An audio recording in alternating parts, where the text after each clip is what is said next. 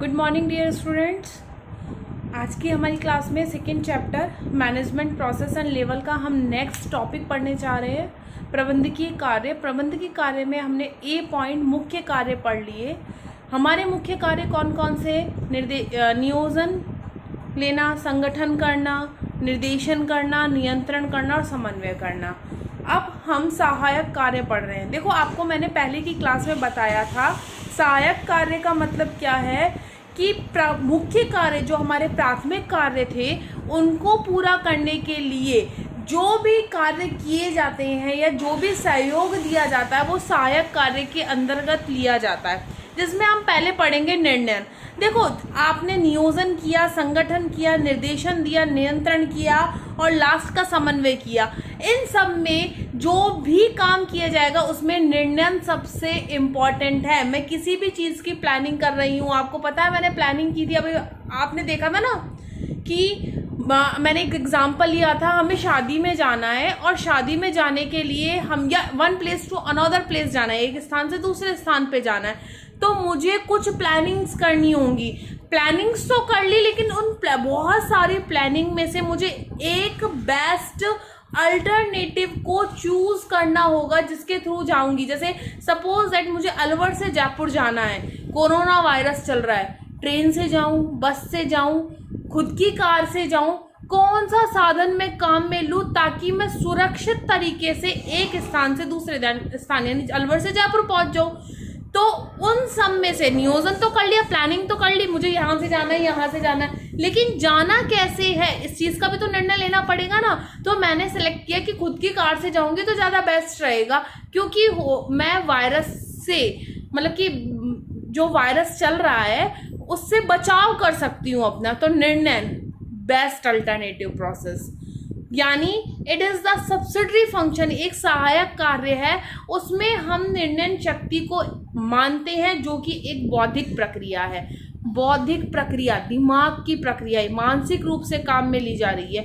तो कौन काम में ले रहा है? कोई जानवर ले सकता है क्या इसको काम में, या कोई निर्जीव व्यक्ति ले सकता है क्या? नहीं, यानी एक मनुष्य के द्वारा ली जाती है, इसीलिए इसे एक बौद्धिक प्रक्रिया माना गया है। अब देखो, निर्णय का मतलब क्या है? यह किसी कार्य को करने या नहीं करने के संबंध में उपलब्ध विभिन्न विकल्पों में से, मैंने कहा ना मेरे पास बहुत सारे अल्टरनेटिव्स है, बहुत सारे विकल्प है, उसमें से सर्वश्रेष्ठ विकल्प के चयन की प्रक्रिया है कि मेरे लिए सबसे बेस्ट अल्टरनेटिव क्या रहेगा। इस कार्य का मुख्य उद्देश्य सही समय पर सही निर्णय लेना है। आप सही समय पर सही निर्णय कैसे ले पा रहे हो वो इसी के माध्यम से पूरा हो सकता है।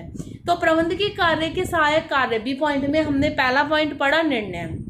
अब हम सेकंड पॉइंट पढ़ेंगे जिसका नाम है नियुक्ति करना। देखो, नियुक्ति के बारे में बताएंगे अपन, नियुक्तिकरण की प्रक्रिया को समझेंगे। देखो, पहला हमने कर लिया निर्णय।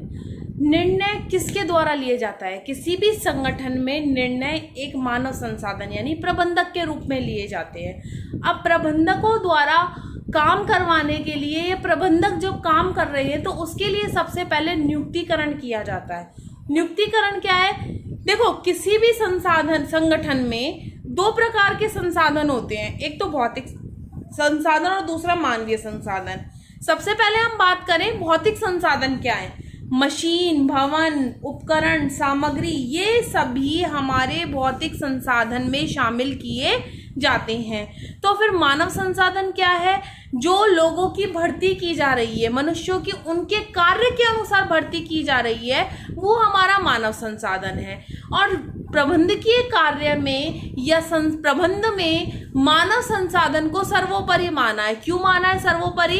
क्योंकि मशीन, उपकरण, सामग्री, इन पर जो काम किया जाता है वो भी मानव के द्वारा ही किया जाता है। तो मानव संसाधन सर्वोपरि हुआ।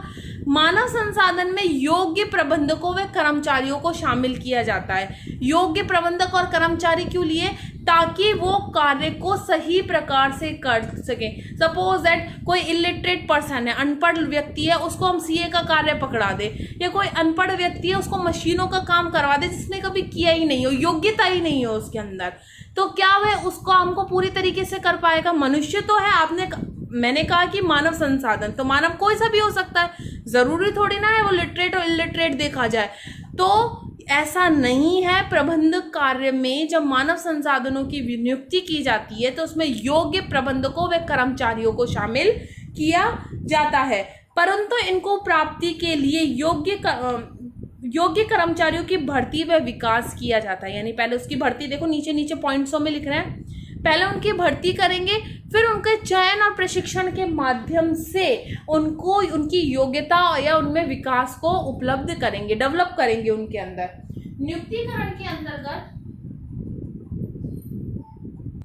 नियुक्तिकरण के अंतर्गत प्रबंधक संस्था में किए जाने वाले कार्यों के अनुरूप योग्य व्यक्तियों का चयन करते हैं। प्रबंधक किसका चयन कर रहे हैं? कर्मचारियों का। कौन से कर्मचारियों का चयन कर रहे हैं? जो संस्था में काम करने के योग्य हैं। मैं संस्था में पढ़ाने योग्य हूँ बीएसटी सब्जेक्ट, तो मुझे उसी के लिए ही क्या किया गया है? मेरा चयन किया गया है। अब मैथ्स के टीचर को कहा जाए कि आप क्या पढ़ा लो? बीएसटी सब्जेक्ट पढ़ा लो, और मुझे कहा जाए कि आप मैथ्स पढ़ा लो, तो क्या ये पॉसिबल है? नहीं हो पाएगा ना पॉसिबल। तो यानी योग्य कर्मचारी और ऐसे कर्मचारी जो उसकी योग्यता रखते हैं, जो कार्य हम उसमें दक्षता रखते हैं, उनका चयन किया जाता है। कर्मचारी की भर्ती से लेकर, देखो भर्ती से मतलब, भर्ती का मतलब ये नहीं है कि आपको भर्ती की और वो काम करने लग गया। भर्ती किसी भी कर्मचारी की नियुक्ति करने का पहला चरण है। तीनों चरणों को बताऊंगी मैं, पहले इसको देख लेते हैं अभी अपन। भर्ती से लेकर सेवानिवृत्ति, यानी वो रिटायरमेंट हो रहा है तब तक के समस्त कार्य नियुक्तिकरण के अंतर्गत ही शामिल किए जाते हैं। देखो इंपॉर्टेंट चीज क्या है? नियुक्ति करने में आप भर्ती कर रहे हो और उससे के बाद कोई व्यक्ति सेवानिवृत्ति ले रहा है यानी रिटायरमेंट ले रहा है, तब तक के सभी कार्य इसी के अंतर्गत आते हैं। 3 भागों में बांटा है नियुक्तिकरण की प्रक्रिया को। वैसे तो बहुत सारे चरण है, लेकिन मुख्य चरण आपके 3 ही बताए गए, इसमें भर्ती, चयन और प्रशिक्षण। अच्छा देखो भर्ती क्या है? न्यूज़पेपर के थ्रू या किसी भी सोशल मीडिया के थ्रू रिक्रूटमेंट्स निकाली कि इस संस्था में इतने लोगों की आवश्यकता है, तो ये आपका पहला चरण भर्ती कहलाएगा। अब आवेदन आए बहुत सारे लोगों के, उन लोगों में से एक योग्य व्यक्ति या जितनी भी आवश्यकता है उन योग्य व्यक्तियों को सेलेक्ट किया गया, तो ये हमारा चयन कहलाएगा। और सेलेक्ट किए गए व्यक्तियों को ट्रेनिंग दी जाएगी, ये हमारा प्रशिक्षण का कार्य कहलाएगा। यानी कितने भागों में बांटा हमने? 3 भागों में बांटा, भर्ती, चयन और प्रशिक्षण। भर्ती हमारी प्रक्रिया का पहला चरण है, चयन दूसरा चरण है और तीसरा प्रशिक्षण। देखो इसके आगे भी चरण है, विकास करना, उनको रेम्यूनरेशन देना, यानी उनकी हिंदी में बोलते हैं रेम्यूनरेशन को, उनको सैलरी देना, एक तरह से वेतन भत्ता देना। बाद में सेवानिवृत्ति, ये भी नियुक्तिकरण के ही पार्ट माने जाते हैं। फिलहाल सहायक कार्य के नियुक्तिकरण में हमने 3 ही पार्टों को देखा है, भर्ती, चयन और प्रशिक्षण।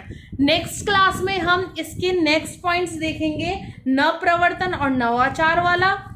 नेक्स्ट होगा हमारा संप्रेषण और तीसरा होगा प्रतिनिधित्व। यानी 5 पॉइंट है और 5 पॉइंट के बाद आपका ये वाला टॉपिक खत्म हो जाएगा और नेक्स्ट टॉपिक स्टार्ट करेंगे हम प्रबंधकीय भूमिकाएं।